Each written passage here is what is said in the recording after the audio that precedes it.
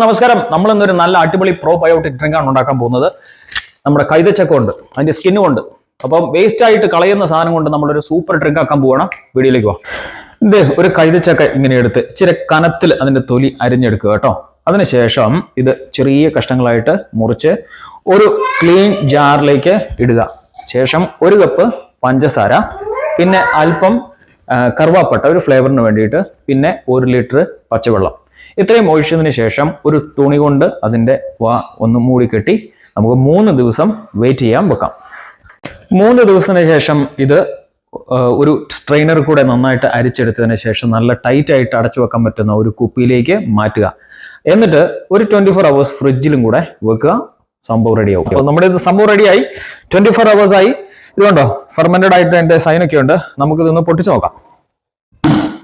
വാ, അപ്പൊ നമുക്ക് ഇതൊന്ന് ഒഴിച്ചു കൊടുക്കാവേ.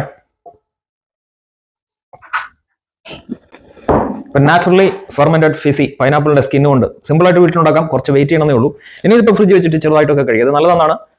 നമ്മൾ ഗൂഗിളിൽ സെർച്ച് ചെയ്തപ്പോൾ പ്രോബയോട്ടിക് ഡ്രിങ്ക് കഴിച്ചു നോക്കാം.